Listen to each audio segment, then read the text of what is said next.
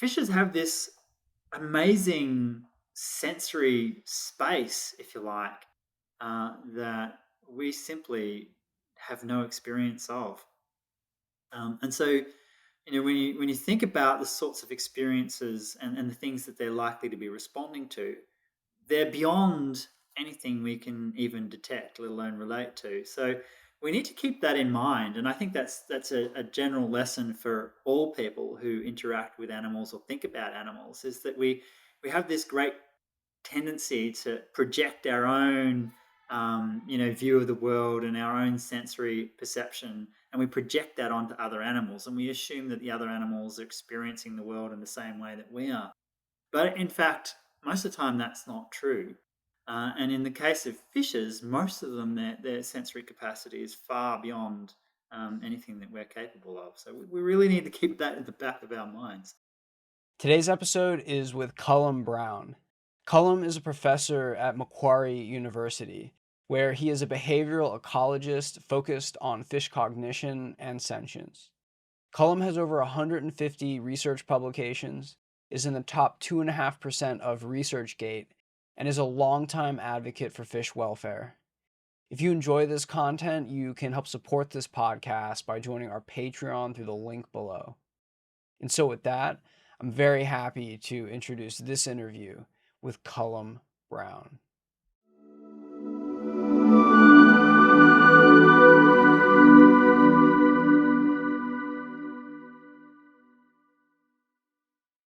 Yeah, well, I guess maybe we should start with the whole ignorance thing. And part of the ignorance is driven by the fact that, fish live in water and we don't. So we have very limited personal experience with fishes. It's not like cats and dogs that are around us all the time.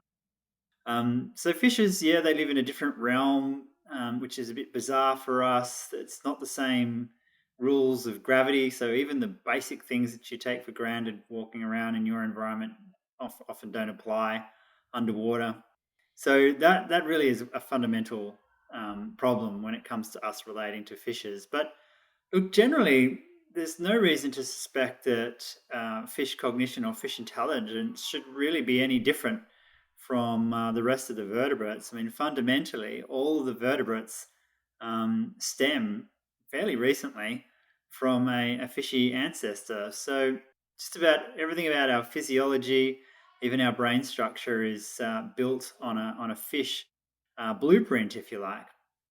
The brain structure in particular is pretty much common throughout, with a few tweaks in various different lineages and things like that. But on the whole, it's pretty much the same, and the various brain bits do pretty much the same as in any other animal. So fishes are just as smart as any animal, no matter how you look at them. Many of the tests on spatial learning, for example, they're just as good as any animal that's ever been tested. Things like learning and memory, depending on which context you test them on, but a simple choice between a red thing or a blue thing.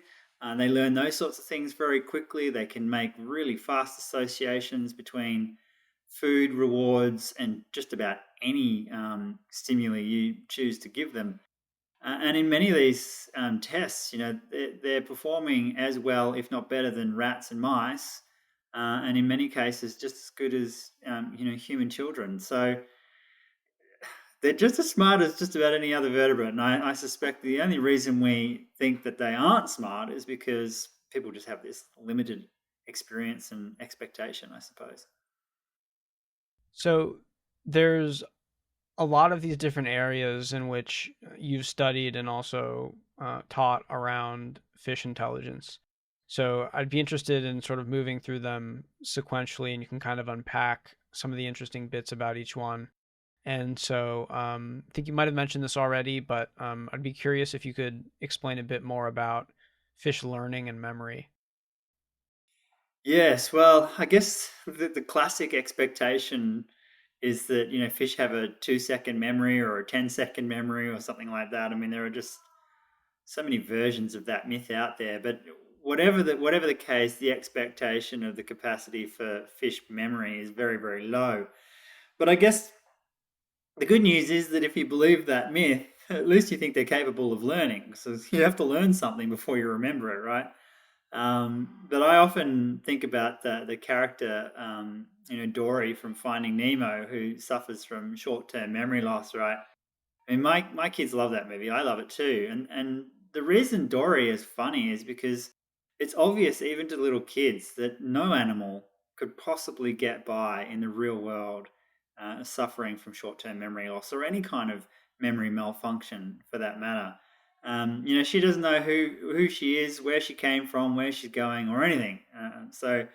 I think that really draws out the fact that even little kids can understand that fishes have to have a decent capacity for learning and memory to survive in the real world.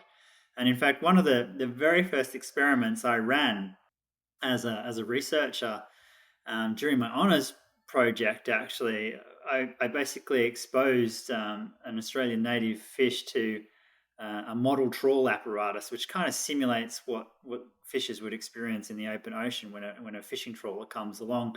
And there was an escape route in that trawler, and they just had to learn what the escape route was and where it was and how to use it. And it only required about 5 exposures for them to totally figure that out. And so that sort of rapid learning now has been shown pretty much across the board. And what is interesting is that I actually set those fishes aside and I tested them almost a year later, and they carried on as if it was yesterday. Uh, Totally remembered everything about the apparatus, what to do, where the escape route was, and the next 5 trials were actually an improvement of the previous 5 trials that they'd run almost a year before. So that was some really good evidence of long term memory. And prior to that, probably the best examples of long term memory were related to hook avoidance and those sorts of things in various species of fish that have been captured from angling experiments. But now there are just loads of examples of not just rapid learning in lots of different contexts, but long term memory as well. So, is there anything about like short-term memory? So, like human beings, I learned, I guess, in like high school that we can remember like 7 ± 2, like strings of information, and then we forget it. Is there something similar like that long-term memory study, but for short-term memory for fish? Well, I mean, long term memory works pretty much the same way in all animals, including humans. So, fishes go through the same process of storing bits of information in short term memory. And if it becomes useful, then of course they store it in long term memory. And the decay rates of those two different areas differ. So yeah, it's pretty much standard across all vertebrates that the way our storage of learning and memory and thoughts generally is pretty much the same as it in fish and indeed all vertebrates. Can you give a sense of the range of like the quality of long-term memory in fish, like from, I don't know, like dolphins and whales to really small fish? Well, it's all pretty much the same. Those fishes that I was testing there, they only live for 2 or 3 years in the wild. So they're remembering something that happened, for 15 minutes, effectively, a half or a third of their lifetime later. But there are other really good examples of long-term memory in things like salmonids. They're born into a particular stream. They actually imprint, which is a very specific type of memory, on the chemical signatures of the stream that they're born in. And then sometime in their first year, they migrate out to sea. And then perhaps 2 or 3 years later, they return to their home breeding site, the exact location that they were born. And they do that by referring back to this imprinting template, if you like. It's a chemical template, effectively, of their home stream. So that's a really nice example of a very specific type of long term memory, a storage via an imprinting technique, and that happens over multiple years. So that's pretty good. That's a pretty good example of long term memory. There are heaps of examples of sharks and rays and various other large animals that undergo migrations, and they do these migrations every single year. They come back every single year to exactly the same location, time and time again. So I think there's some really good examples of really long-term memory in loads of different fish species. And, to be honest, the variation that you see in the capacity, well, there are two kind of aspects to that. The first one is, well, it depends on how important the event is. How much value do you assign to a particular event, and that really determines how much or how long you learn something for, or how long you retain it for.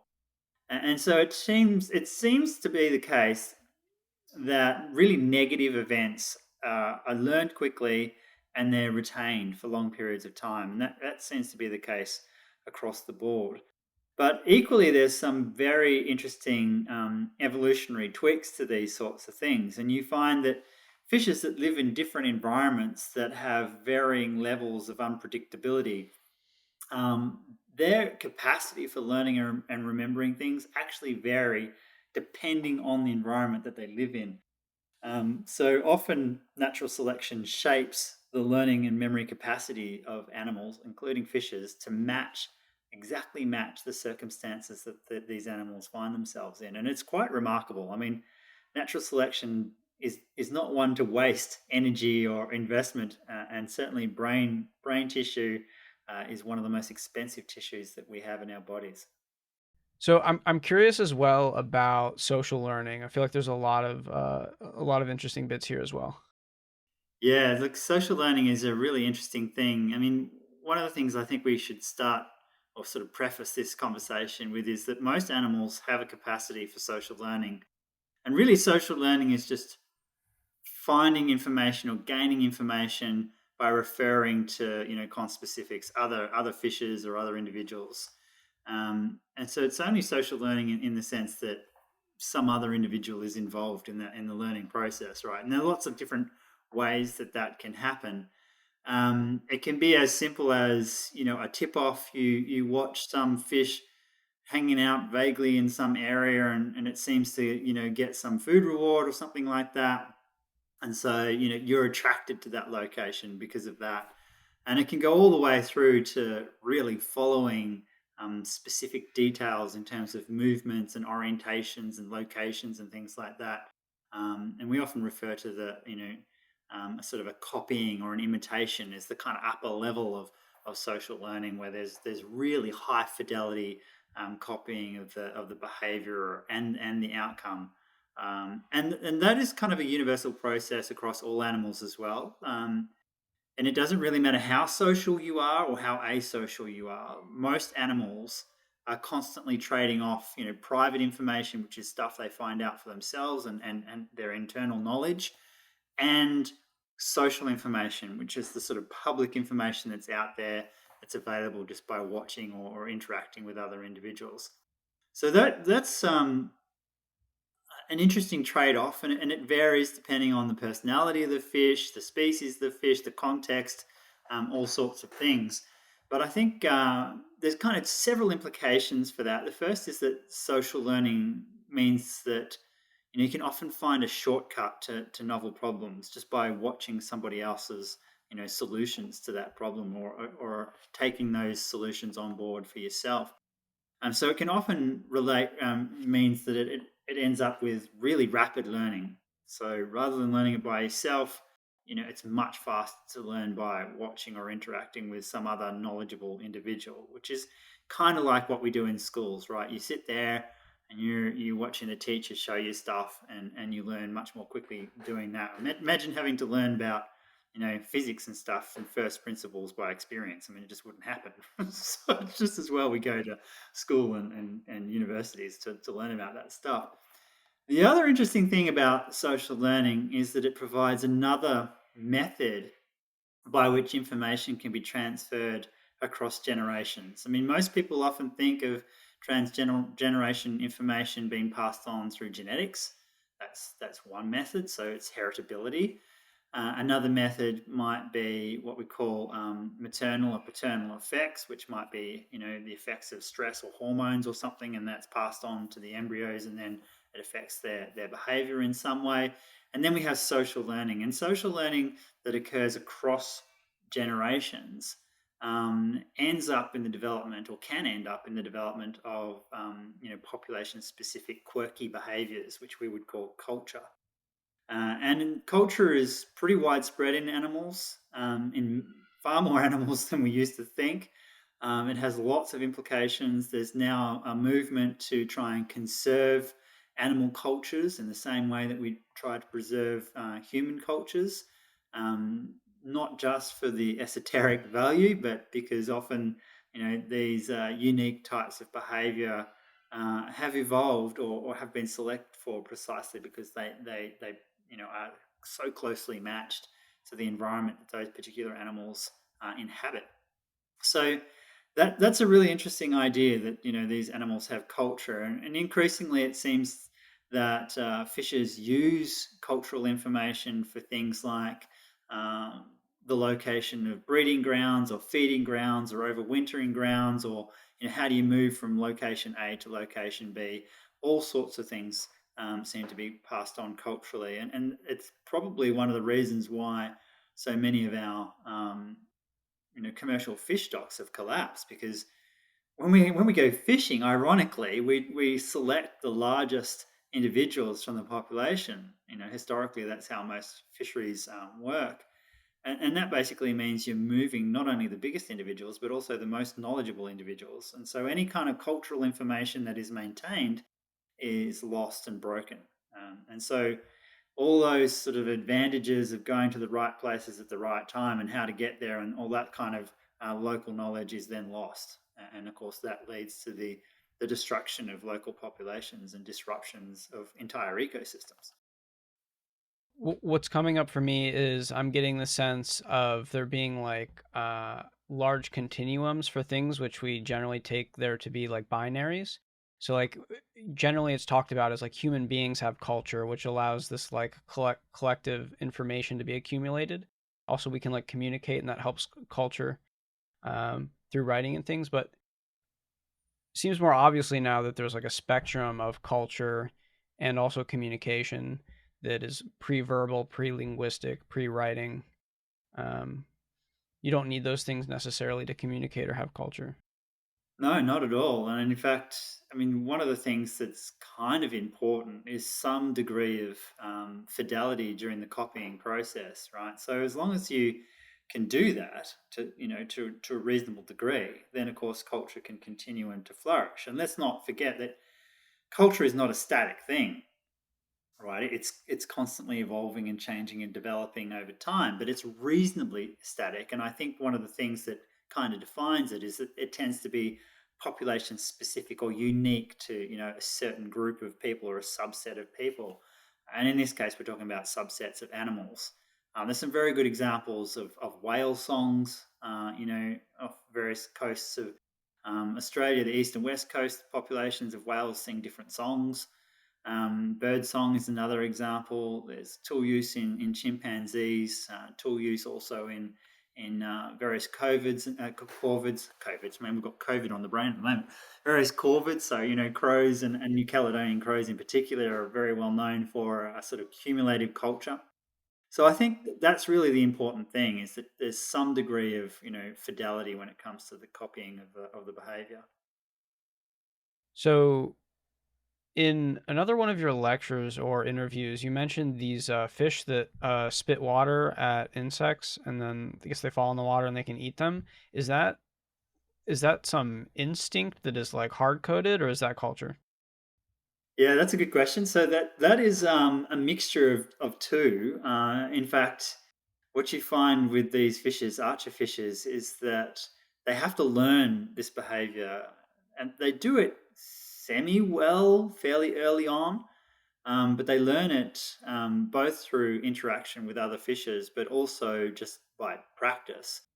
And one of the interesting things about that, of course, anybody who's ever been spearfishing will know that the light bends at the air-water interface, and so things don't appear to be where they actually are. And that fine adjustment about the angle of refraction is really what the fishes have to learn, and they have to learn it reasonably quickly. The interesting thing is that angle changes depending on the temperature of the water and the temperature of the air and salinity and all sorts of things. So many of these archer fishes live in estuaries, And that's constantly changing, both temperature and salinity. And so you can imagine the degree of sophistication that they need. And they need to do the calculation both when they're squirting the water through the interface to hit the animal. Then, as the animal falls to the surface of the water, they have to predict where the insect is going to hit the water. Because if they don't get that right, some other fish is going to come along and grab that prey item before you get there. So there are all sorts of interesting implications, and because the people have been fascinated by this behaviour in archerfish. Many labs around the world now have archerfish in their labs in their aquarium and have been studying cognition in these animals for several years. And one of the things they've sort of stumbled upon is the fact that these fishes not only recognise each other, but they can recognise human faces. And they can distinguish between human faces, which is really remarkable. And there was a paper that came out not so long ago that taught the fish to associate food with a particular face front on, kind of like what we're doing here. And then they rotated the faces all the way through to 90 degrees during the test phase. And the fish could still distinguish who was who, even through the rotation phase. So they have this remarkable capacity to recognize objects and rotate them, it seems, in 3D space, which is really remarkable. But sticking here on social learning, some more interesting ones that I'd love for you to explore. Another one is that cleaner fish give back rubs to fish that they hurt when cleaning them. Is that culture or biology? That is an interesting one. So that one is a little bit more complicated. It's not about culture per se, but it's about having very complicated social relationships with other species. So anybody who's been diving may well have come across these cleaner fish. They often inhabit these sort of coral bommies, and they're often, they're about, perhaps 10 centimeters long. They have these iridescent blue stripes through them. They're quite striking. And usually what happens is clients come up to the bommy and do this special display, which is basically a clean me display. They flare the gills and flare their fins and they stay stationary. And that's a signal to the cleaner fish to come off the bommy and to get the detritus out from between the teeth and clean any dead scales or parasites off the animal. Now they do that very, very carefully in most instances, but what Redwine Busheri has discovered over the years of watching this interaction is that the females in particular are not quite so meticulous. And typically in fishes, it's the females that grow bigger. They need more food because they're, producing eggs and embryos and things like that. And so occasionally the females deliberately cheat in this sort of social interaction, and they take a bite out of the client. And it turns out that the females would rather do that than go through the whole cleaning process, because it's obviously a cheaper way of gaining energy. And the males often punish the females for doing that, for one thing, because they're trying to maintain their social status in the environment, The where diplomatic relationship with the shark. exactly. It's a cleaning interaction that really relies on providing good service. Because if you do bad service, well, the client can just go down the road to the next cleaning station, right? So there is this kind of, I guess, social game going on to some extent. So the male's trying to keep the female under control, and simultaneously he is trying to keep his social status high. And obviously, if the female goes out and bites a client, and the client is somewhat annoyed by that, and they often swim off. And then the male often chases after them, and they do this sort of reconciliation process. And that reconciliation process involves him kind of skimming over the top of the client and moving his fins back and forth like this, his pectoral fins, which is kind of like a massage. And it turns out that is often enough to placate the client, and they come back to the cleaning station, either immediately or the next day or something like that. Now, At the time, nobody realized that fishes liked having a back rub. I mean, it was just nobody had seen it, nobody had even thought about it. And these guys then set up aquariums in captivity, and they put a rotating brush up in the corner of one of the aquariums. And it seems like many fish species actually come up and spontaneously, brush themselves, give themselves a massage. You may have seen similar footage with dairy cows and things like that. You give them a rotating brush and they go berserk. They're getting in there and they're shuffling amongst each other trying to get access to these things. So it turns out that many animals like these, tactile stimulation type situation. And when you go and look at the cortisol levels, this is a measure of stress, the stress hormones flowing through the body of the fish, which is much the same as the cortisol that we have flowing through our body. It turns out that if you give these animals this back massage, their cortisol levels are lower. So it's decreasing stress. They're obviously finding it, somewhat pleasurable or whatever. It's clearly a positive experience. And that explains why the back rub works as this reconciliation process in the wild. And so that whole story, I think, is fascinating from the observations that this cheating is occurring in this social game, all the way through to discovering that fish actually like back rubs. It reduces their stress. So, in the context of social learning, are these behaviors learned like culturally, or are they? This is quite sophisticated, like procedure. How did that come about? Yeah, it's difficult to know in this case. I mean, depending on the cleaner species, there can be quite a complicated social arrangement. Some of them have like an alpha and beta, male and female, who are kind of the gang leaders, if you like, and there can sometimes be helpers. And it may well be that some of these helpers are kind of learning about the complexities of social life and how to deal with clients from a fairly young age. And at some point, of course, they'll have to disperse and find their own cleaning station to maintain. So my guess is that during those early phases, that they're gaining a lot of information from watching their parents and learning about how to interact with clients. Yeah, I mean, hierarchies have been very well studied in lots of species of fish. And in fact, we recently published a paper looking at what we call heterarchy, which is a combination of hierarchy and social network analyses in these huge smooth stingrays when they come in to compete for fish waste that's been thrown away by recreational fishermen.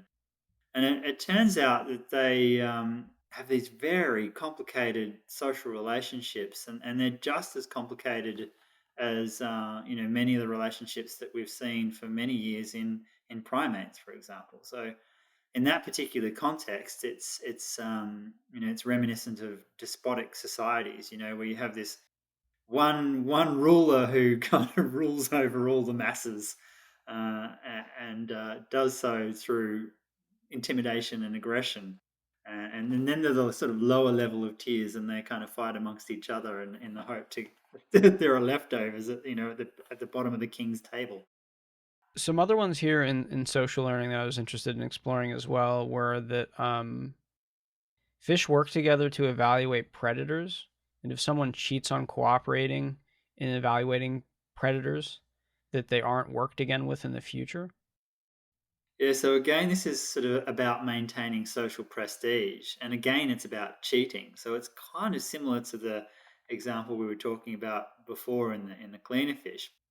And in this case, I mean, there are lots of species that cooperate during predator inspection, but it sounds like an odd thing to do. But often fishes, when they see a predator, rather than fleeing, they maintain their position and may even, carefully approach a predator to gain further information about, well, perhaps what species it is, how big it is it hungry, is there something about its behavior that might tell you whether it's, more threatening than usual.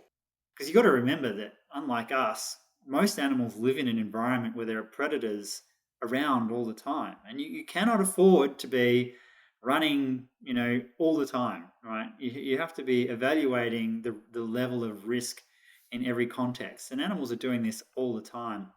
So predator inspection behavior is part of that, trying to gain further information, trying to establish what the actual risk level is and how to respond to that appropriately.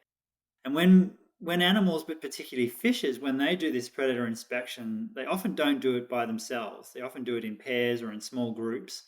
And part of the reason for that is that you obviously share the risk because it's inherently risky to approach a predator, no matter whether they're satiated or not. And so they often take it in turns. One will go like this and the other one will go like that, and they kind of take it in turns. And by doing that, they kind of share the risk equally amongst group members. But it turns out, and we've known this for quite some time, probably the best part of 30 years now, that when they do this kind of thing, they're obviously cooperating, and cooperation really requires some sort of prior knowledge about the likelihood that the animal that you're interacting with is actually going to cooperate with you and behave in socially acceptable manners. And when they don't, when they cheat, then animals are often, I guess, punished in some way, shape, or form. And in this case, the example might be two guppies, taking in turns, but then one holds back and is effectively cheating by, not taking their share of the risk while approaching a predator. And if that happens, then in future encounters, the individual that was, I guess, bearing the brunt of that cheating will no longer cooperate with that individual. So their social prestige is in tatters, and they will refuse to work with them again. Which, I mean, that happens in human societies all the time. It also requires that they have a solid map of the social network in the wherever they're living. Yeah, well, I mean, there's lots of things that if you think about it, I mean, for at the very bare minimum, they need to be able to individually recognize other fishes, and we've known that they're capable of doing that for quite some time. But then they have to attach, specific labels to specific individuals, and each individual would have some sort of history of prior interactions. And often I often joke about this with my friends, but I'm hopeless at those kind of social situations. I can't remember anything about social situations. Whereas my wife, whenever she goes into a social situation, she's giving me a debrief of everything that's ever happened to anybody and in what context you can talk to this person and what context you can talk to that person and topics to talk about with this person, but not that person, and who you can. And it's so complicated. But she keeps track of all that stuff, and I absolutely have no idea. So another one of these was in terms of social learning was that they can tell their position in the hierarchy and that they can also change their behavior based on who's watching. Yeah, yeah. So there's all sorts of interesting implications, and this again comes back to this sort of social awareness that many animals have, but particularly animals that live in these social groups. There's kind of two aspects to that. The first is, I guess the classic studies were originally done on Siamese fighters, and most people have seen Siamese fighters in the pet shop. They're pretty spectacular looking fish. They're highly aggressive, and unsurprisingly, they're used as a model for understanding aggression and hierarchies and these sorts of things.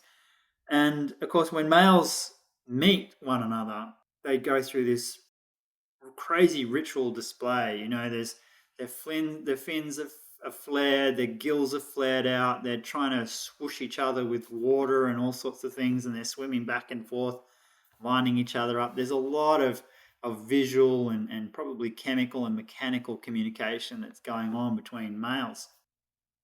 And of course, if they're closely matched, then they may end up fighting. But often the display is enough to figure out who's the boss and who's not.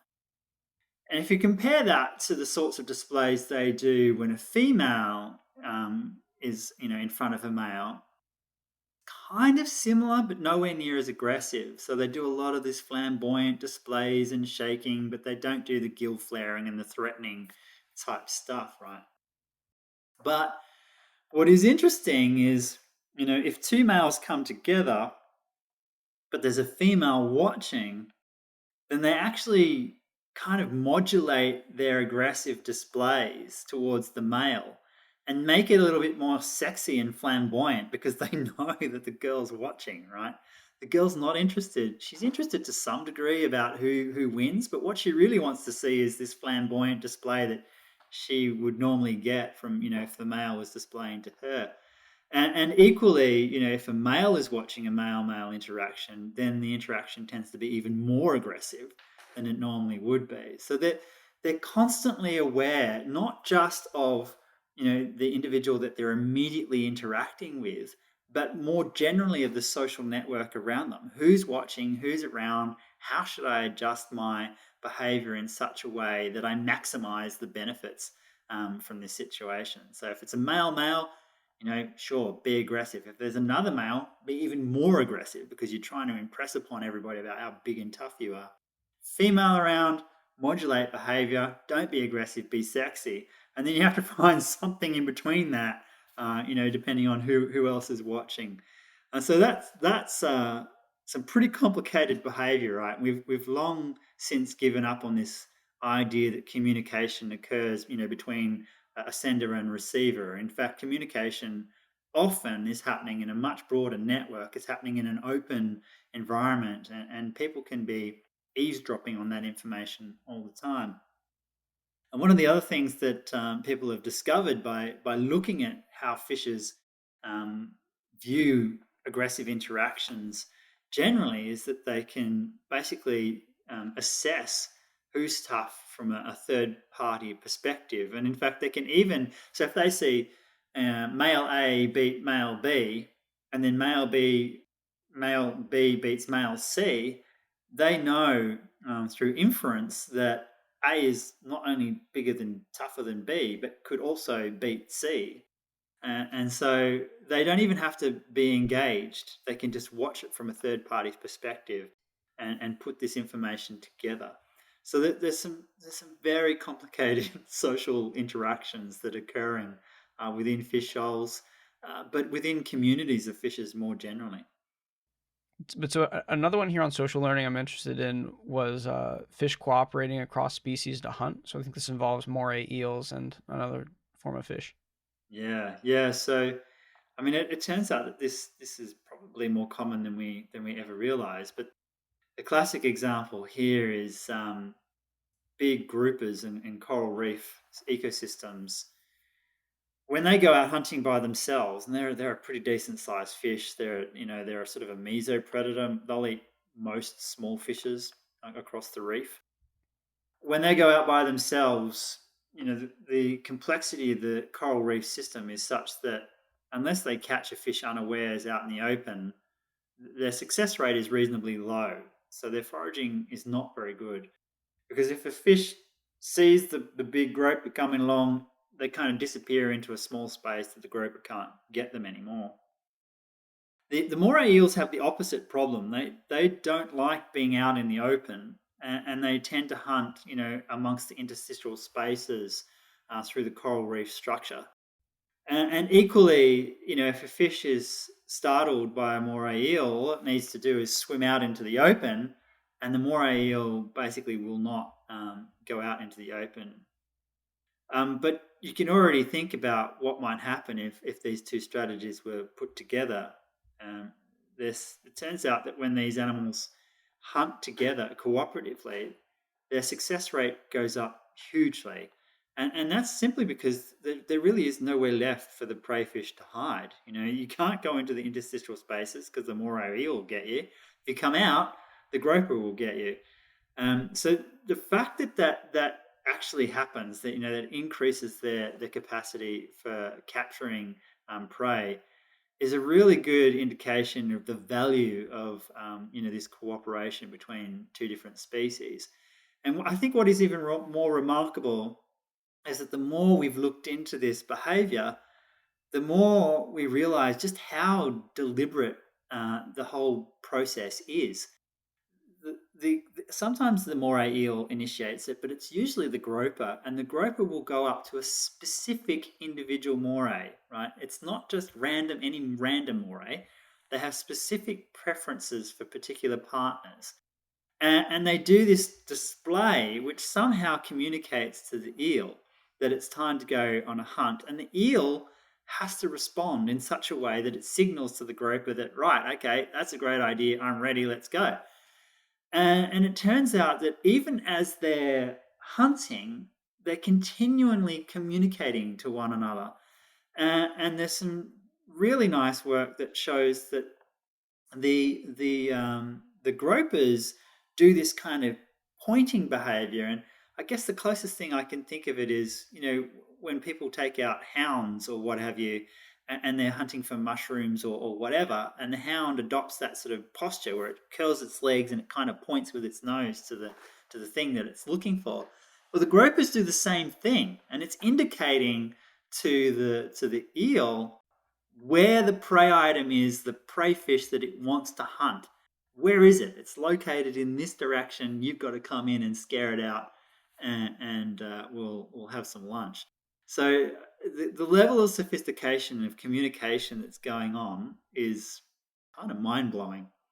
And I guess when you think about not just the complexity of the physical environment, but the complexity of the social environment, it will come as no surprise to you that when I did an analysis of the brain size of various families of fishes, it turns out that those that are actively hunting in these complex coral reef ecosystems have brain sizes far larger than average. And it's understandable when you see the sort of complexity that they're having to deal with on a daily basis. There clearly is a strong selective pressure to have complicated, flexible behavior that's obviously required in these complicated, complex environments. So this other facet that I'm also interested in is just sort of wrapping up here on social learning is that fish are learning faster when they see other fish perform the particular behaviors, and that the learning and culture that's happening is happening like within one particular generation but also across generations. And so it's true culture in that sense, and that it's being passed down sequentially, and so the knowledge is accumulating. Yeah, yeah, exactly. So yeah, there's learning happening at multiple levels. There's learning happening at an individual level. They're doing it by themselves. They're doing it socially, and then the information that they're gathering can be accumulated within a generation and be passed out what we call horizontally through a generation, but it can also be passed on vertically across generations. And I mean, both processes are very interesting, but in terms of the sort of implications for understanding the importance of human culture and where that might have come from, and what's important in terms of the transfer of information across generations, including the high fidelity, that's a key thing that obviously has led to our sophistication. And I guess the benefit of writing can't really be underestimated here, because the moment you write instructions down, you're almost guaranteeing high fidelity of information between generations, right? So that I think is a key step. I don't think language necessarily is all that important, because stories can change with retelling. We all have the example of Chinese whispers, which you've probably played as a child. That's not quite as high fidelity as writing, and I suspect that animal cultures, their fidelity is just as good as our communication process. But I think writing is a whole separate issue. All right. So we've touched here on culture and cooperation. Um, has what we covered so far also counted as Machiavellian manipulation? Yeah, certainly those examples of manipulation that we were talking about before, reward and punishment, that all sort of goes towards Machiavellian intelligence. And Machiavelli, I mean, I don't know how much your listeners know about ancient history, but he was a sort of famous philosopher and an advisor to Italian princes back in the day. And he wrote a treatise, which is still pretty famous even to this day, called The Prince. And in that treaty, he basically laid out the rules or the ways in which you could manipulate people en masse to do whatever it is that you want to do. So it's basically manipulating people to get ahead. And of course, the church weren't too impressed by this. I think perhaps he was giving away some of their secrets because they've been manipulating people for thousands of years. But he was basically advocating for the mass manipulation of the populace so that you could, get ahead. And so to this day, this concept of having a complicated social awareness and keeping track of complicated social interactions and manipulating other individuals in such a way that you are benefiting, all of that now is part and parcel of what we call the Machiavellian intelligence hypothesis. And there's a sort of an overarching hypothesis which is called the social intelligence hypothesis, which basically says if you live in these complex social situations, then you need to have reasonably sophisticated cognition in order to keep track of who's who and who's hanging out with who and who's the boss and all these sorts of things. So that idea has been around for a very long time, and the social intelligence hypothesis is one of the reasons that anthropologists originally put forward to explain why humans have these ridiculously large brains. But of course, humans society, yes, they're complicated, but I wouldn't say they're any more complicated than most other animals that live in these communities with multiple individuals. So I think that idea of social intelligence being related to the complexity of your social environment is a universal truth. And so what is the perspective on brain size? Is it that brain size is only roughly correlated with intelligence, since we have things like whales with really big brains but aren't that smart, and then things like small mammals that are kind of more intelligent than most fish and have smaller brains than many of them? Originally, we kind of used brain size as a kind of proxy for intelligence, but actually the relationship is not straightforward. For one thing, you obviously have to correct for body size, right? So, and then there's this question of whether a big body really needs an equally big brain, because actually you only need a certain number of neurons to make sure that your leg moves, and it doesn't matter how big your leg is, right? And it's really the residual brain size after you correct for that kind of thing that people are interested in. So once you correct for body size, then there seems to be these relationships that kind of pan out. The animals that we think of as being smart generally have higher residual brain size kind of relative to their body mass, but it's nowhere near that straightforward. And in fact, brain size is a very crude measure of the capacity, the cognitive capacity of an animal. Really, it's about the number of neurons, how they're interconnected, how many connections there are per neurons, and this sort of sophisticated, I guess, neural network is really where it's at. And I think what people are doing now is they're trying to figure out, well, just how big does the neural network have to be in order to do some of these complicated behaviors. And if you think about a bee brain, like, bees can do some remarkable things, but they only have about a million neurons in their brains, right? So people are now starting to wonder, well, what is the level of, or the minimum level of complexity within a neural network that would generate the sort of sophisticated behaviors that we see, not just in animals, but in ourselves? I mean, one of the things that I think that people tend to do by default is assume that everything that humans do is complicated. Human behavior is complicated. Well, actually, it's probably not.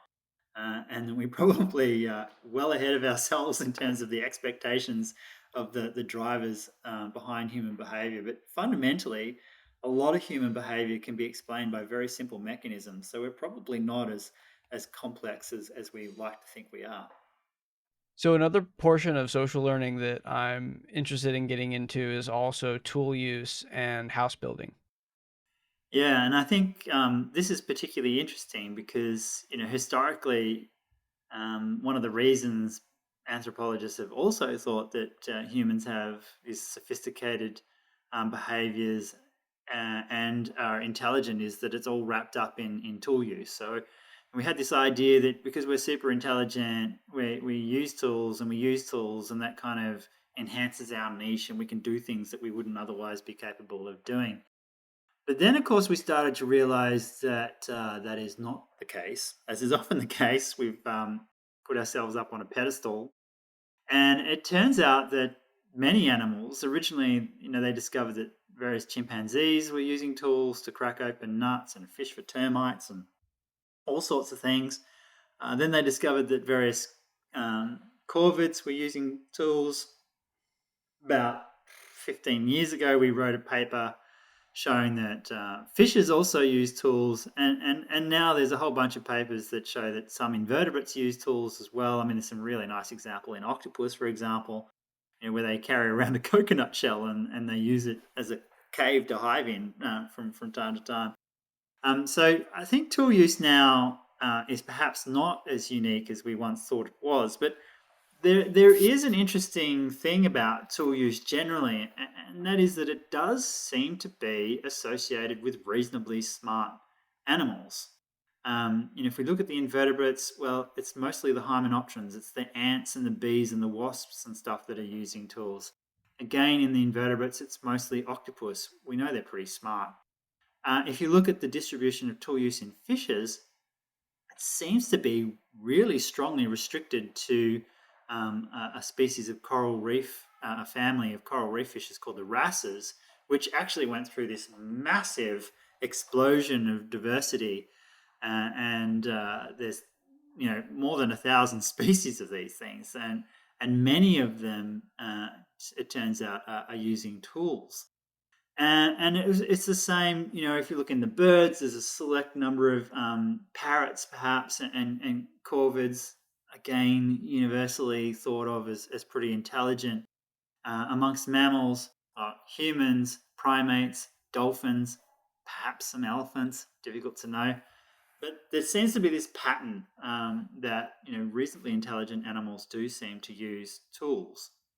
So perhaps there's some sort of intelligence syndrome that's happening across the board, that these traits of behavior are all wrapped up together. It's sort of an innovation, and intelligence and brain size and tool use are all kind of happening simultaneously.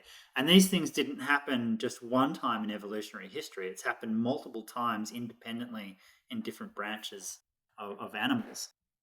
So in fishes, really the most common example is anvil use. I think they showed that recently in Blue Planet.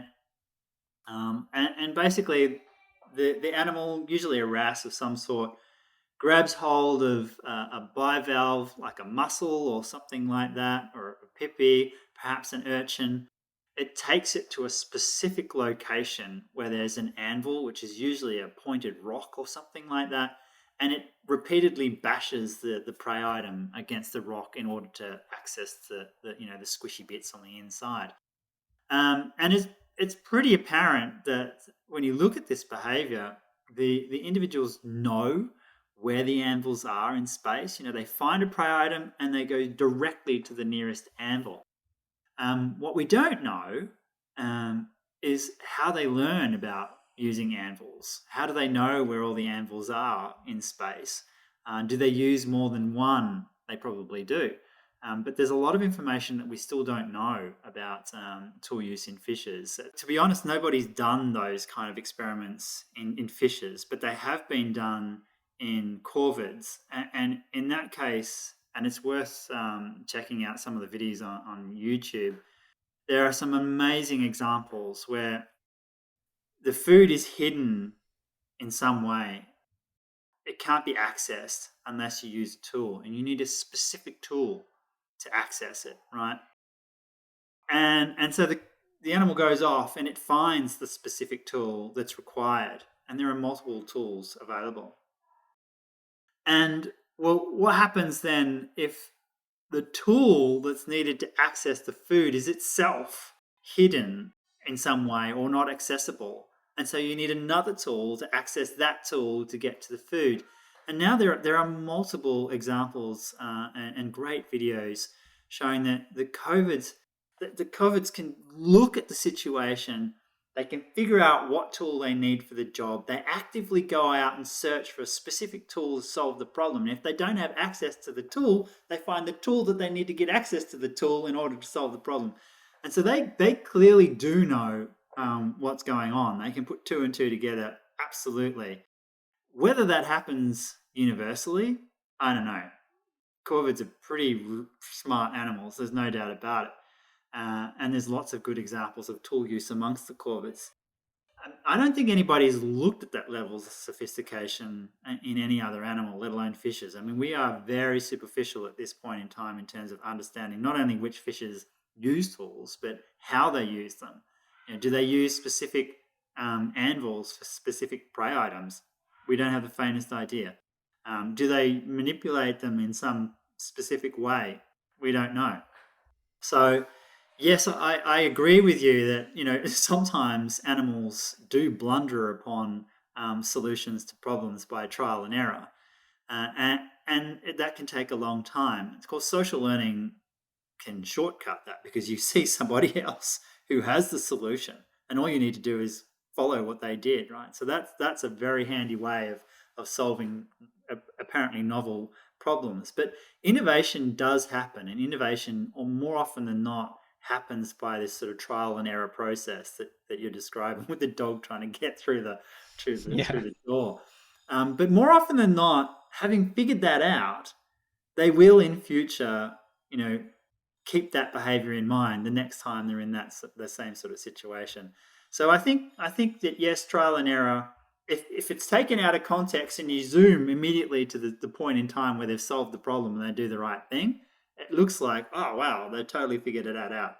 But what you don't know is how they got there, right? And it could be a social learning, or it could be a very long process of trial and error, or it could just be a total accident. They learn nothing from it because they haven't been through the trial and error process. One thing I want to mention is that I did have to Google what corvids were. So if anyone else is confused what a corvid is, it's a crow family. Yeah. So yeah, crows are very, very intelligent. Yeah, crows and parrots, arguably the smartest birds on the planet. Could you say a little bit about parrots?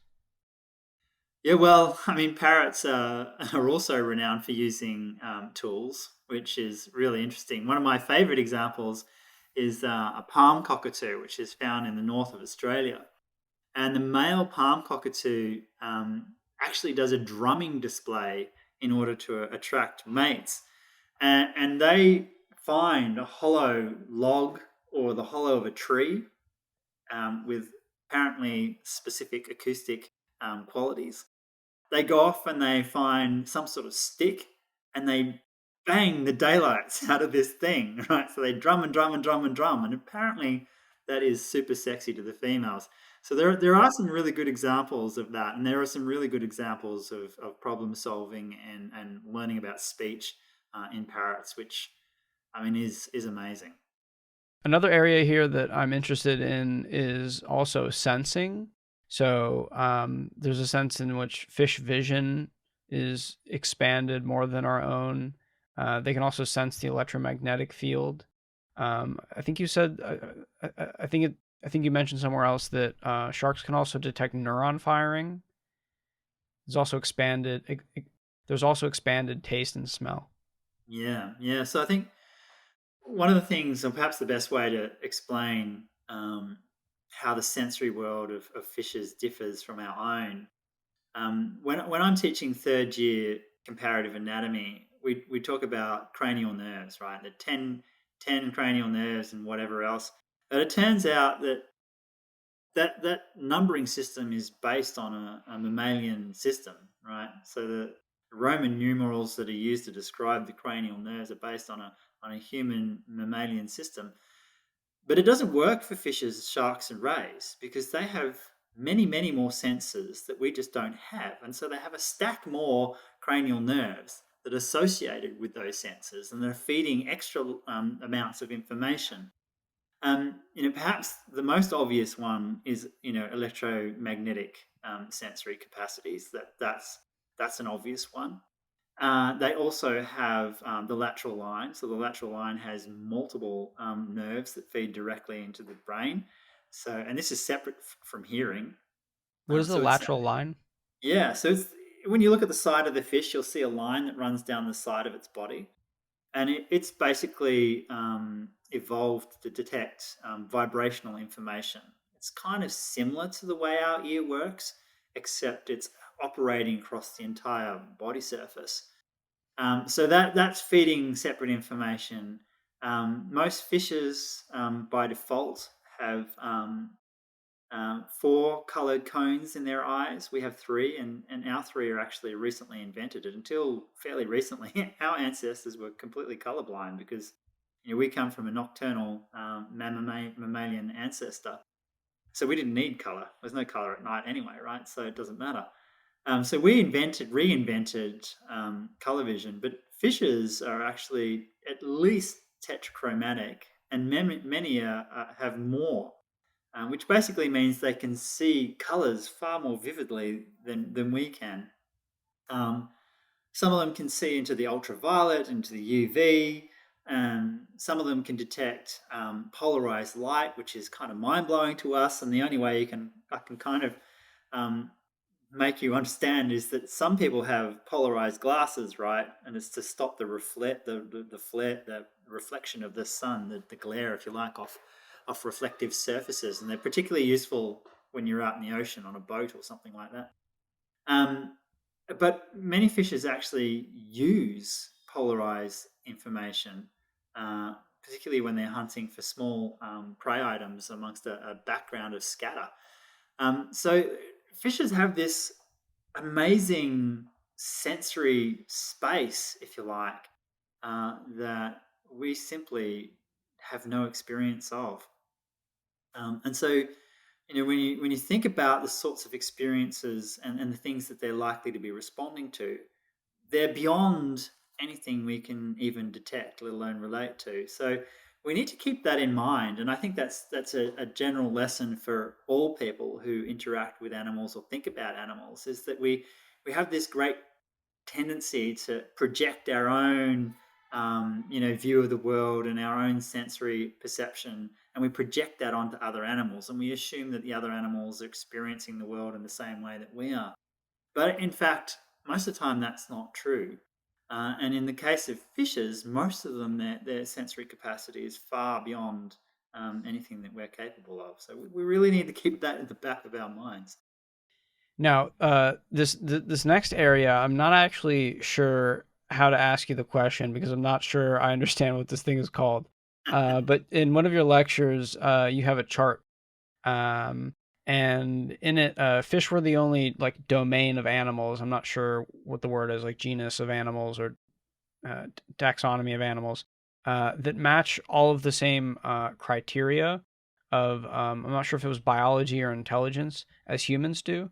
Could you unpack and explain this? Yes, yeah. So that actually has to do with pain perception and the evidence for pain perception across all animals. So where do you start with pain?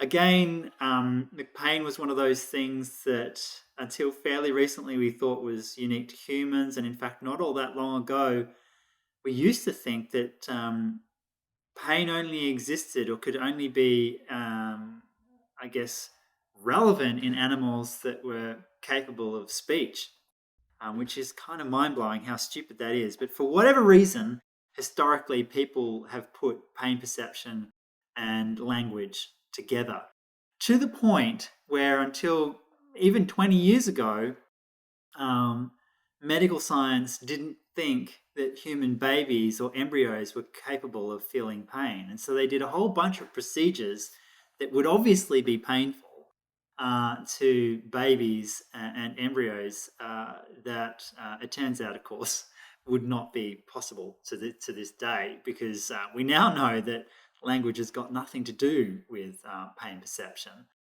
And so, I guess we have to start with this idea of what pain is and why it's important. And they're kind of historically there are two aspects to pain.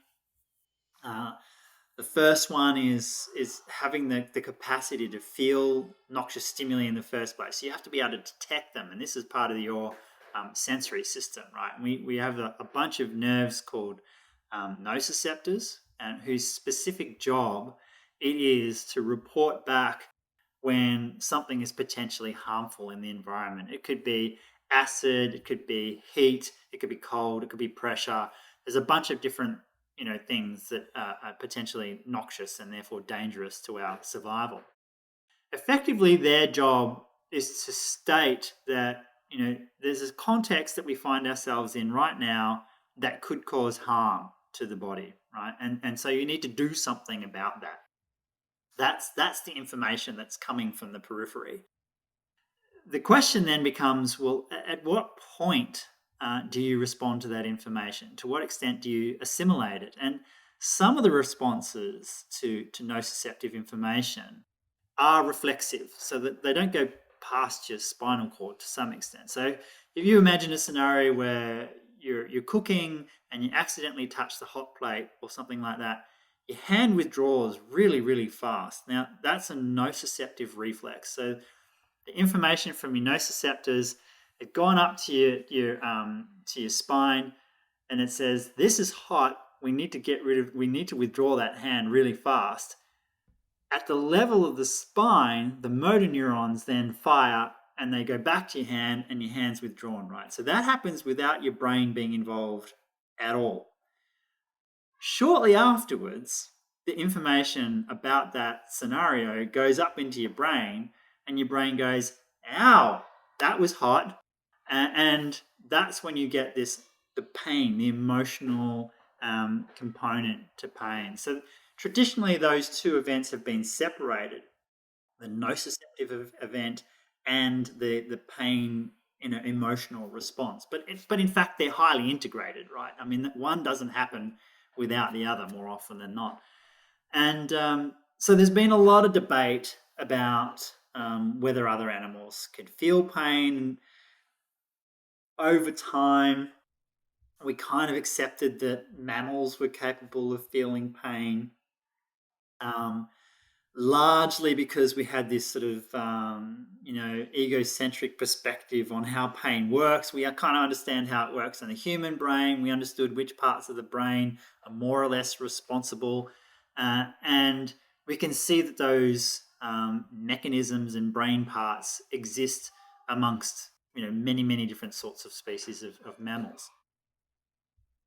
The question about whether birds feel pain now is generally accepted, despite the fact that their nervous system evolves independently from our own, so they don't have the same brain structures and whatever else, but they have evolved something simple, sort of similar independently. And so it was fairly reasonably recently accepted that birds felt pain. We kind of skipped reptiles and amphibians because nobody really works on them. And there's been this ongoing debate. I'm not even going to call it a debate anymore. About whether fish feel pain, and that's been going on since the 60s, the 50s and the 60s. And there have basically been two sides to this. There are those who deny it, and those who feel that actually fish are capable of feeling pain. And the deniers are basically saying, well, the fish don't have a human brain, and if they don't have a human brain, they can't feel pain in the same way that we do, period. Despite the fact that birds clearly can, and they have a different brain as well. But as it turns out, that is a deeply flawed perception of how evolution works. And in fact, our brain anatomy comes from a fishy ancestor, right? The capacity for nociception actually goes all the way back to the invertebrates, all the way back to things called annelids, which are these little sandworm things. So nociceptors are universal. The question is, at what point do you become sophisticated enough from a sort of emotional perspective to start responding to pain emotionally? And to me, it's really a matter of having these feedback loops, within your nervous system. And that is, well, how am I going?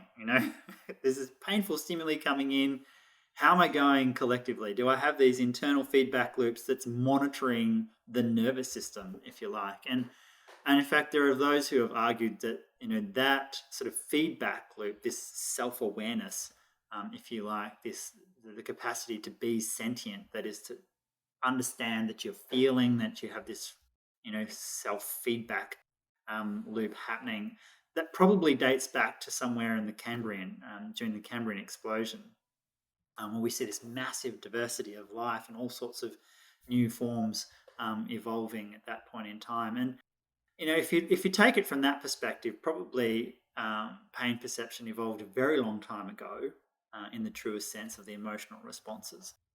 We certainly know that fishes now do all the things that you would expect them to do in terms of responding to pain.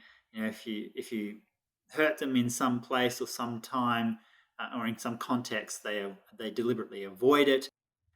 If you hurt them and you give them access to analgesia, they will self-medicate. All the opioids and all the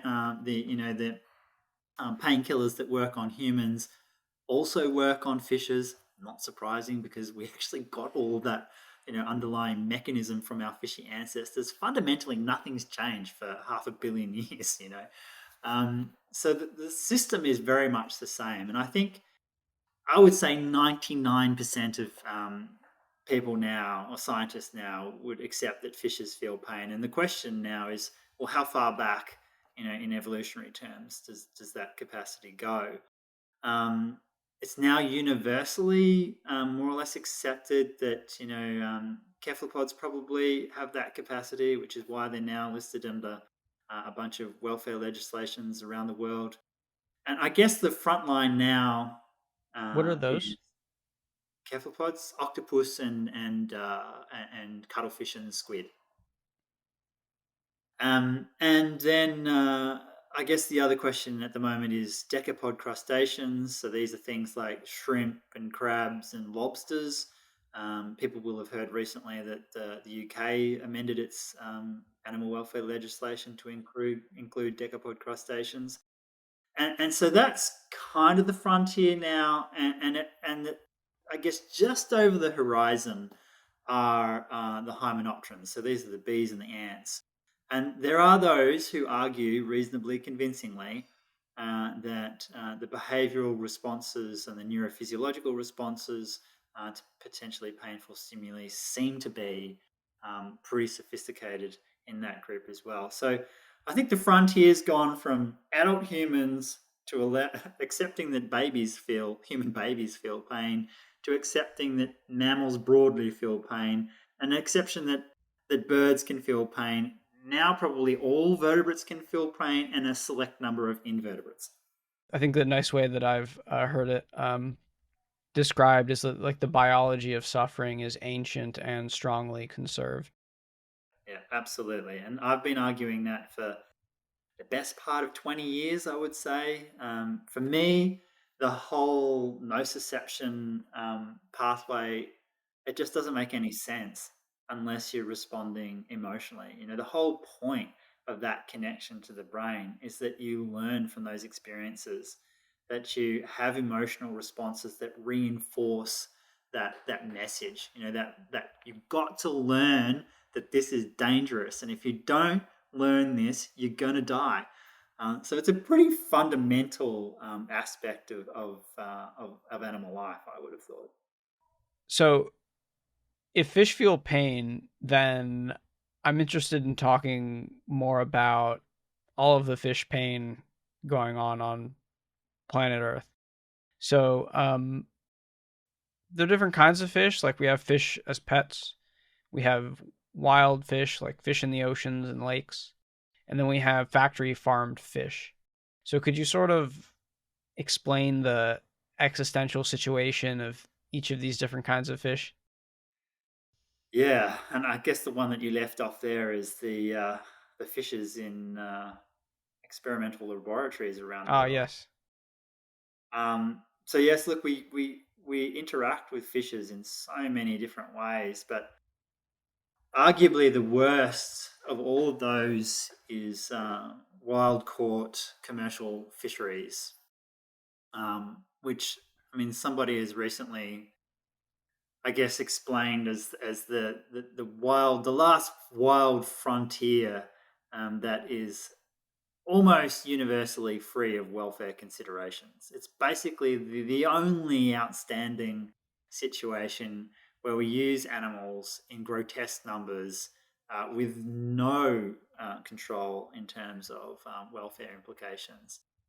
Um, and the numbers are staggering, right? I mean, if you look at the FAO, they report fish landings in tons, right? So there's no individual numbers, and in fact, there's a group called Fish Count that have done back of the envelope calculations on, if you have a ton of cod, what does that mean in terms of individuals?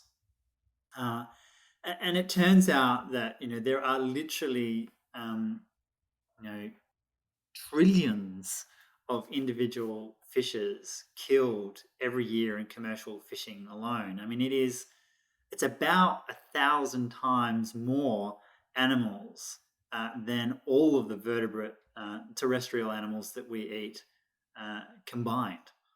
Do you know how many tons of fish we eat a year? I can't remember the numbers off by heart, but I do know that despite the fact that the world's fish stocks in the oceans, the wild stocks have collapsed, the per capita intake of fish is still growing, despite the fact that human population numbers are growing exponentially.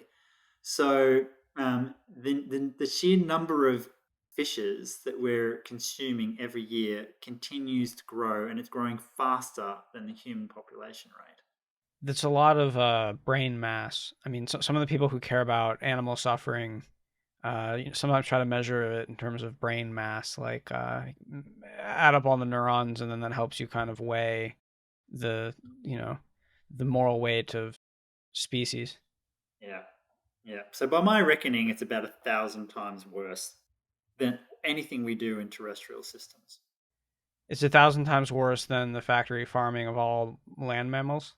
Yeah, and not just mammals, birds as well. Could you explain a little bit more about the situation of factory farmed fish, and then also there was pets and um, experimental fish? Yeah, sure. So I guess because we've raped and pillaged the oceans, aquaculture is probably the fastest growing food industry in the world. It's growing hugely, and until fairly recently, again, there were no rules and regulations about how you should keep fish. Even to this day, there are a number of loopholes in legislation around the world. It's still the case in many countries that fishes aren't even included in animal welfare legislation. They're just ruled out by definition. They don't even count as animals, which basically means that in many countries around the world, aquaculture and fishing, anything to do with fishing, has pretty much free reign to do whatever they want. There are no rules, there's no regulations, there's no control. Now, fortunately, in the last decade or so, people are starting to cotton on to the fact that aquaculture is probably not as clean as it's made out to be. And so there are a number of NGOs now that have got various certification schemes out that have focused on sustainability primarily. What is the environmental impact of growing 1 million salmon just off the coast in these big pens? So there are a couple of companies that do that around the world, and now I would say in the last probably 5 years, some of those certification schemes have started to think about animal welfare, fish welfare. And so there are a couple of companies right now who are editing or adapting their current certification schemes to include welfare. There is one example in Australia, the Tasmanian salmon industry have got together with the RSPCA, and they have produced a checklist of the requirements to get an RSPCA animal welfare tick of approval for their products. So obviously, it's not across the board, but for some of their products. And I think moving forward, as people are increasingly aware of where their food comes from, that transition from being blind and not caring about where fish have come from and how they're reared, that's going to change inevitably.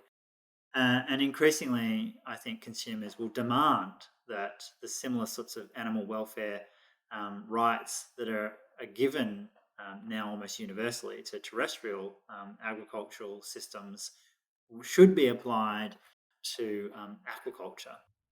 And that is not a mind-blowing thing, right? I mean, we can literally take the process that's applied, pick it up and dump it into the aquaculture sector, and it would pretty well work. Obviously, you have to tweak it a little bit. Aquaculture's a little bit more complicated than our terrestrial systems because in aquaculture around the world there are more than 300 species that are reared in very high numbers. Um, and so there are far more different species of fishes reared in aquaculture than anything we do in terrestrial systems, which adds another level of complication because each one of those species is going to have its own unique requirements. And to be honest, even to this day, um, not enough is known about what those requirements are. Um, because you have to remember that aquaculture really has been a byproduct of our prior existing preferences for certain wild fishes, right? And so all aquaculture has done is taken these products, if you like, the species that we valued highly previously, and transplanted them to an aquaculture situation. Now, that doesn't necessarily mean, of course, that any of those species are even suited to life in captivity. I mean, we haven't had the thousands of years of artificial selection um, for traits that would allow animals to do well in captivity. So if you look at domestic sheep and cows and goats and chickens and whatever, there are literally thousands of years of domestication that have gone into that process to the animals that you see today. That is just not the case with fishes. It's so new that the vast majority of species that we're rearing have no prior history of domestication. And we still, to this day, don't know what sort of environment they need, what are their needs, what are their requirements. And so that is a fundamental problem with aquaculture. I honestly think it's something we can fix. And with the growing social pressure and focus on animal welfare for food products, I think that's going to happen inevitably. Uh, but it's been a long time coming. And as usual, the industry will, of course, complain in the same way that the terrestrial agricultural businesses complain when we enforce welfare on them. But in actual fact, if you go back historically and you look at the consumption of terrestrial animals, when welfare rules and regulations came in, there was no decline in human consumption. In fact, it continues to grow to this day. So, there's no reason to suppose that if we enforce welfare legislation on aquaculture, that there would be any decline in aquaculture generally. So I think it's well within their capacity to take that on board, and I think it'll happen in the not too distant future. So that's aquaculture, and even in that situation, you're talking about billions of individual fishes reared in captivity, right? Um, Probably the next one I think we wanted to talk about was fishes as pets, and most people won't realise that they're actually, after cats and dogs, they're the most common pet in terms of how many people keep them. But in terms of absolute numbers of pets, there are more pet fish than any other animal. and the industry that's built around the aquarium trade is huge, and it's worth billions of dollars. Now, up until fairly recently, welfare was also not part and parcel of the standard business model for aquariums. But I can report to you that that position is changing. In the recent issue of arguably the biggest chain that's responsible for ornamental fish trade, more than half of that anniversary issue is dedicated to fish welfare, and so that's a fantastic shift.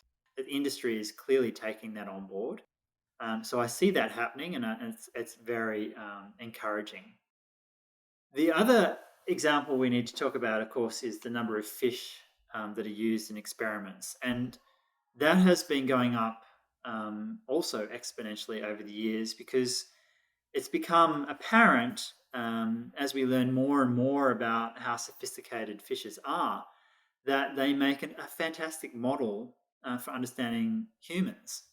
And so zebrafishes in particular are rapidly replacing rats and mice as the model system for understanding humans, particularly in medical research. So there's been a decline in the number of rats and mice being used, and an amazing increase in the number of fishes that are used.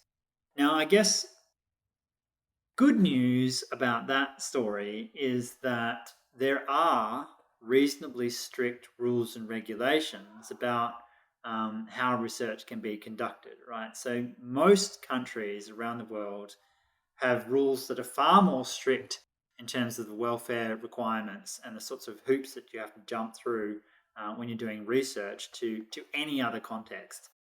So to some extent, we've kind of got a pretty good control of the welfare of those animals already through existing legislation. I think the pet industry is getting there. I think the aquaculture industry will be dragged there eventually, probably not in a too distant future. What we do about wild capture fisheries, I don't know, because they're already unsustainable. No matter how you look at it, it'd be environmentally or whether you look at it from an economic perspective, it's unsustainable. Um, and adding further requirements where they would be required to treat fish with welfare consideration. I dare say, for the most part, that would send most fishing industries into bankruptcy because it just can't be done economically unless we dramatically revalue fish products, which I think we have to do. I mean, fish products need to be far more valuable than they currently are. Can you explain how wild caught fish are killed or die, and then also how that happens for factory farmed fish? Yeah, well, I mean, it's obviously diverse because there are lots of different ways in which that animals fishes are caught commercially. The worst case scenario is large trawlers. The best case scenario is basically guys on the back of a boat with a fishing rod catching animals and killing them immediately. I mean that there's some Pacific Island tuna industries that follow that model, and I would argue that ethically and from a welfare perspective, they're pretty good. At the opposite end is the commercial trawler, and the commercial trawler is really a horror story from an animal welfare perspective. So effectively, the trawlers themselves can work in groups. So sometimes the net is dragged between two different boats. It could be extremely long. The draw time in which the net is in the water varies, but it can be a very long time. And effectively, what happens in that situation is that the net is sweeping through the water.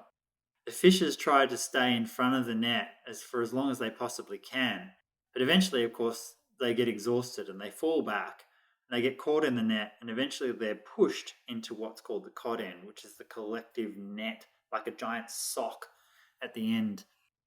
And there, of course, they stay, and progressively more and more fish are crammed into this thing. They're still moving through the water, and they're effectively being crushed.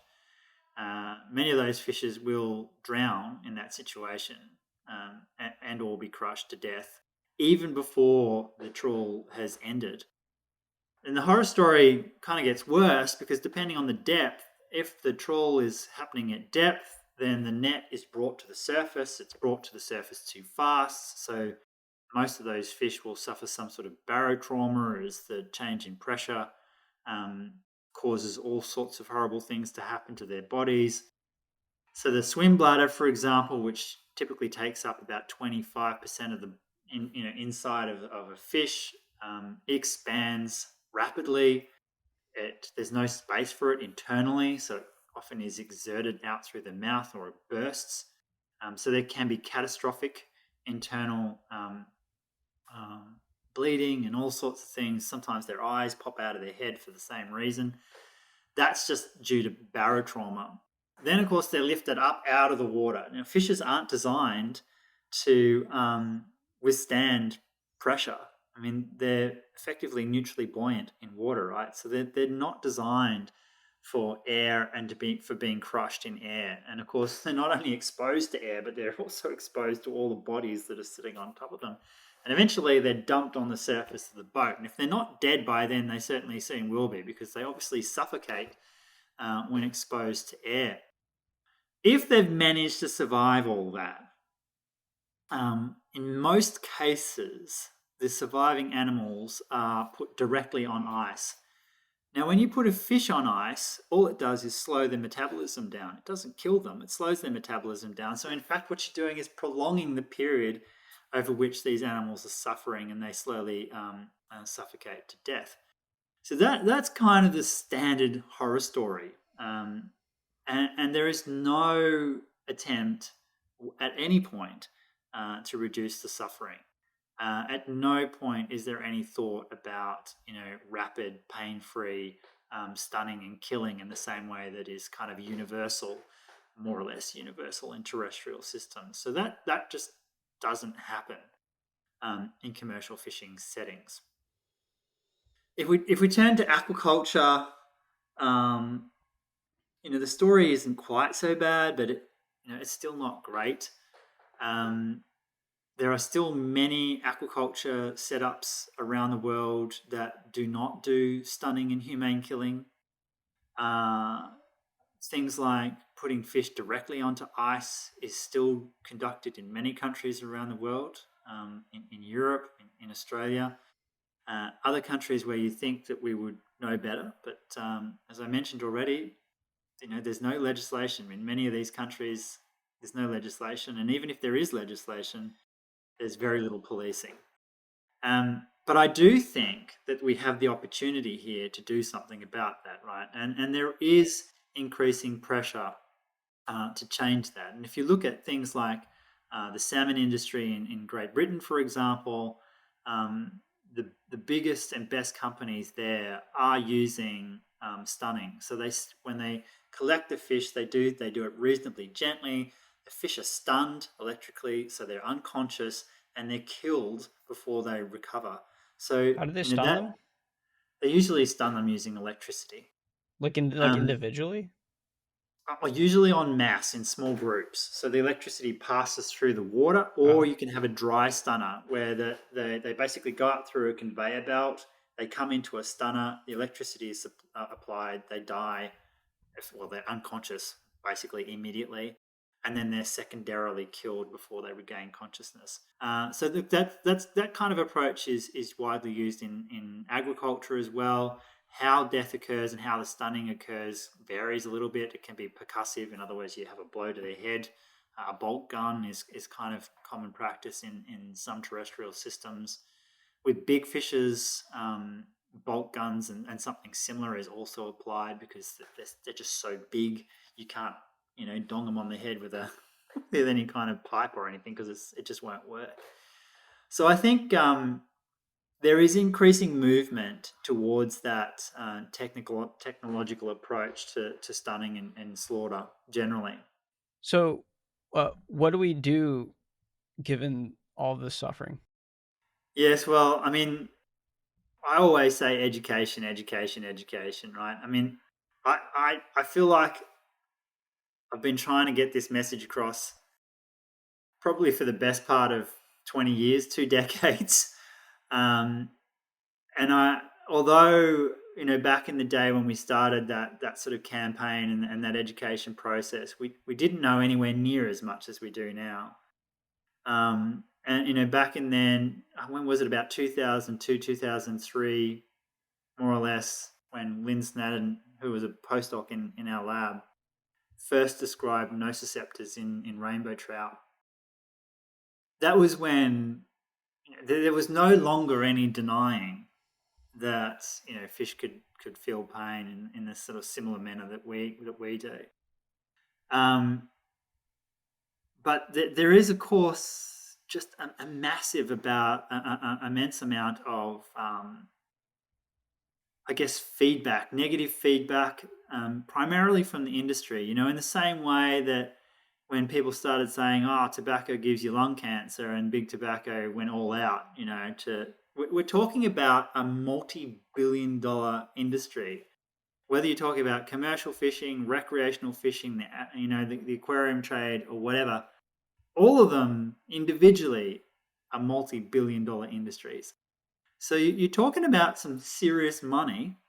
And when it comes to recreational fishing, of course, you're then also potentially impeding on what many people would see their right to go out and catch fish in the same way that they go out and hunt. So that there is a tremendous amount of pushback, and there continues to be to this day. But what I do get a sense that the overwhelming social feedback and attention to the way we treat terrestrial animals, particularly in the context of food and where it comes from, that is starting to spill over into fishes. Now, why fishes were never part of that is kind of mind blowing. I mean, even on the RSPCA logo, which is universally used across the world, they've got all creatures great and small, and there's always a picture of fish in there. But nobody ever really paid any attention to the fish. They were always left off promotional material. The animal welfare NGOs, if you speak to them, they universally say, well, we didn't talk about fish. It was too hard. We talk about cute little furry lambs and those gorgeous little baby cows and that sort of thing. And then they switched to chickens, which was kind of like, whoa, can people relate to chickens? Oh, yeah, they can. And so it's really only in the last, I would say, 4 years or 5 years, perhaps at best, that many of these welfare NGOs, animal welfare NGOs, have started even thinking about fish. But now, to their credit, there have been a number of different campaigns from a number of different NGOs that have really started to focus on fish. So I'm feeling like we're getting there, and most of the movement in society has really happened recently, very recently, despite the fact that we've been talking about this for 2 decades. What are some low-hanging fruit in terms of policy solutions that could be implemented? Well, I mean, the most obvious one is to have fish listed as an animal in animal welfare legislation universally, and that's something I've been arguing for forever here in Australia. Our legislation is not federal; it's state by state. And so, you have these absurd situations that on one side of the border, you can do pretty much anything with fish. On the other side of the border, they're protected. But even in those states where they are protected, there are almost universally loopholes to allow recreation and commercial fishing. Um, I personally think that ultimately we have to close those loopholes. That might be a bit of a pipe dream at the moment because the industry itself is worth a lot of money, feeds a lot of people, employs a lot of people. It's worth a lot of money. It's a billion-dollar industry. Um, But if we can we at least get fishes included in the definition of an animal so that they can be included in animal welfare legislation in every state? Uh, you would have thought that by now that would be the case, but I dare say if you look at the animal welfare legislation in the United States, you will find that almost universally fishes are not covered. Um, it's true that they are covered in the EU, but even in that context, the level of policing is low. And why? Because I think the political interest in following that up and spending money in that area is just not there. It's growing, but it's not there yet. But I think it will get there. But there are places and states and countries around the world that do have very proactive animal welfare legislation, forward thinking. They're not blinded by industry. It's directed by science, and I suspect that much of the variation we see in Australian welfare legislation has got to do with the practicalities of allowing industries to keep doing what they're doing. Um, and if you started to recognize that fish had feelings, then many of those things have to stop. And there's a great reluctance to change the way we do things. So I think that would be the very simple thing. My next low hanging fruit really would be aquaculture. It'd be aimed at aquaculture, and I would say universally, we have to start applying animal welfare legislation across the board to aquaculture. It's not a difficult thing to do. As I mentioned before, we have the existing infrastructure. We just have to include fishes in it. Um, Similar sort of things. Yes, there's knowledge gaps, but could we come up with a best guess scenario, make the best of the bad situation? I think we could.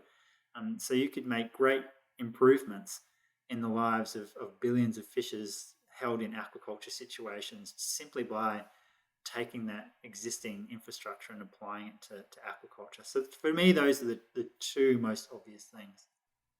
What about the trolleys? The trawlers, Yeah, the yeah, trawlers. Yeah. and yeah, don't know. Look, the cynic in me thinks that wild capture fisheries, the days are numbered. It's already the case that more food products, fish products for human consumption come from aquaculture now than come from wild capture.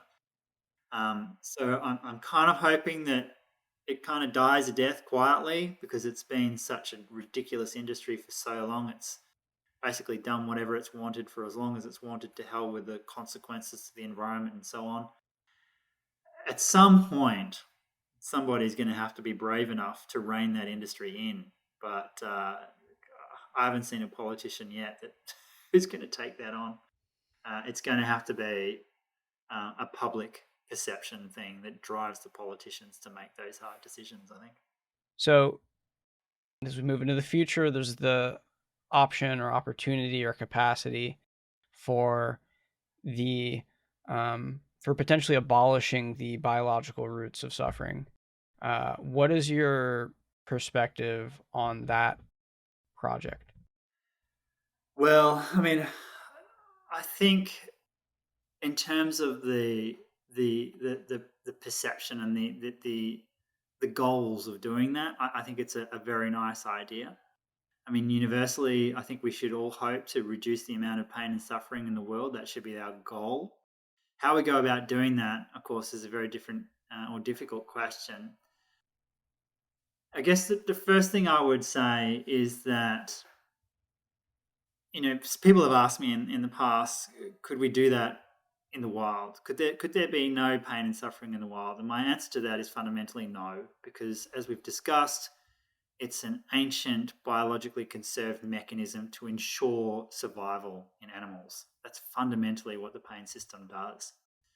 So you can't do it in the wild because we already know from studies in humans who have um, very unusual medical problems where they can't feel pain. Their life expectancy is a fraction of a normal person. That typically they don't make it to 20. So you cannot, even in a human, you cannot remove that because it's such an important component of us staying alive and staying fit and healthy and uninjured and these sorts of things. Could you theoretically do that in captivity? Use CRISPR or some other gene technology to turn off some of the pain perception in those animals. I think technically we could probably already do that now.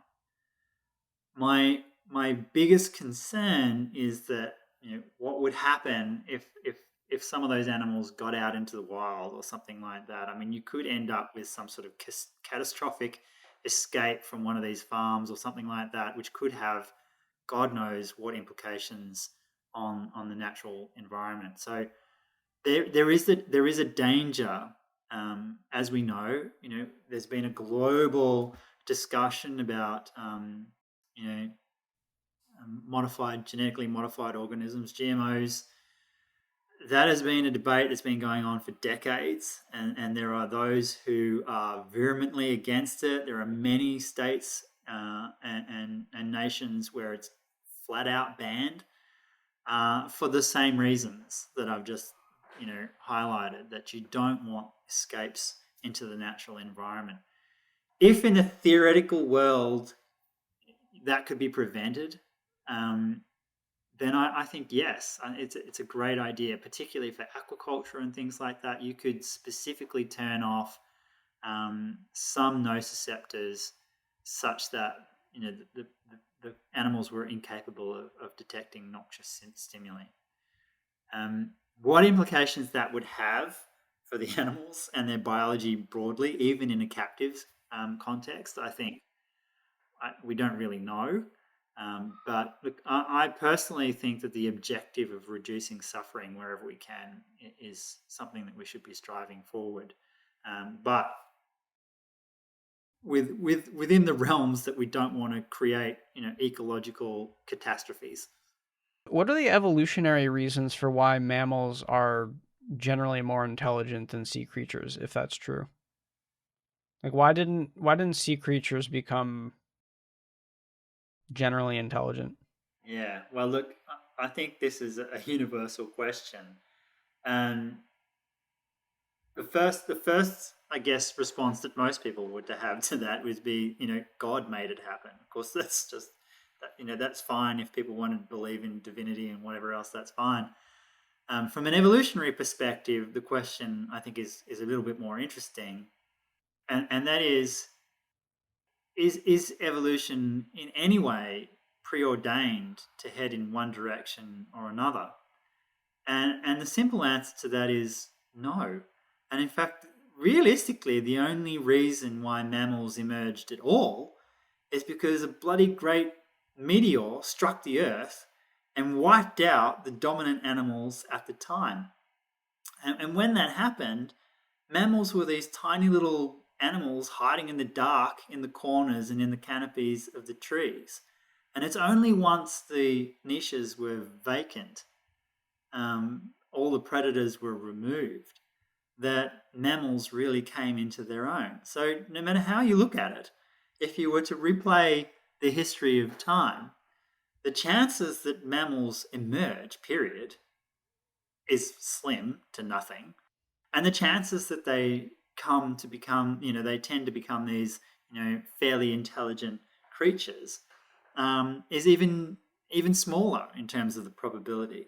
And one of the things I always say to my third year evolution students is that if you were to go back to the dawn of time and press play again, you would inevitably get a completely different scenario to the one that we currently live in. And I think the problem we have as humans is that we see ourselves as this inevitable pinnacle of the evolutionary process, but there's nothing inevitable about it. It's complete chance, and the probabilities are so infinitesimally small of that ever happening again that you could just about guarantee that this is a freak accident, and it's unlikely to ever play out in the same way ever again.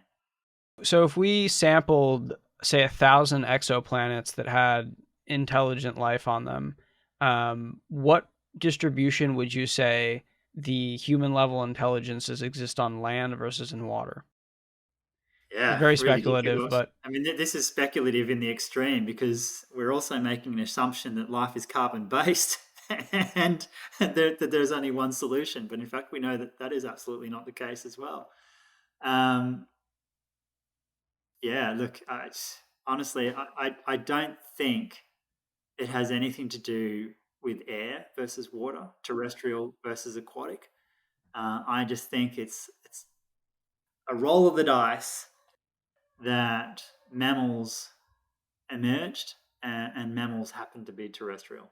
Honestly, I think that. And I don't think if you were to do it all again, probably 9 times out of 10, the dominant, most sophisticated animal would be in water. so I just want to offer you here a space in case you'd like to share any final words or thoughts with the audience about fish intelligence, and fish suffering. Well, I think the first thing is that my general message to everybody is that, as a rule, I don't tell people how to think or what to do. But what I would say to people is that at least make educated decisions. Am I going to eat fish? Am I going to think about where it came from? Am I going to go out and go recreational fishing? Is that something I should be doing? Um, at the very least, accept that fishes are sentient and can likely feel pain and suffering in the same, not the same way, but at least in a similar manner to us. So if at least if you have that knowledge, then you can perhaps modify your behaviour in such a way that takes that into account. So for me, as an educator, that's what I want to do. I want to get the information out there and let people make informed decisions. And I think there's a lot to take in because a lot of us are ignorant when it comes to the sophisticated behaviours of fishes because we just don't have the experience or the knowledge. We've never been exposed to it. But once you have, then you really need to think about it and engage with it. And I think that ultimately, that's what we want people to do. If people want to follow you or to check out more of your work, where are the best places to do that? Well, fortunately, my name is unique. So I think there might be 2 Culum Browns in the world, but one of them plays rugby. It's not me. So you can find me just simply by typing my name into Google, and you'll find me. But I have Instagram, and I have a Facebook page, and we have a lab web page. I'm on ResearchGate. If you go into Google Scholar, you can find all of my works in Google Scholar. So I'm definitely out there in the social media world. All right, Culum. Really a huge pleasure connecting with you. It's definitely shifted a lot of my perspective around fish, and it felt a lot of fun at times, like kind of like a good like Planet Earth, like when you're watching Planet Earth, and like hearing you describe some of the different fish qualities was like watching a good episode of Planet Earth. So it was really nice connecting, and thank you for sharing all this. Yeah, it was a great pleasure. I only hope that people start thinking about fishes maybe in the same way that I do. Nobody will ever think about fish in the same way that I do, but at least be enthusiastic and excited about it.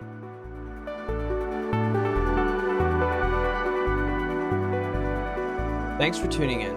If you found this episode valuable, you can help support the show by joining us on Patreon, link in the description. There you'll be able to get access to additional benefits that aren't available publicly. And if you haven't already, you can subscribe to this show on YouTube or on your preferred podcasting platform by searching for Mew.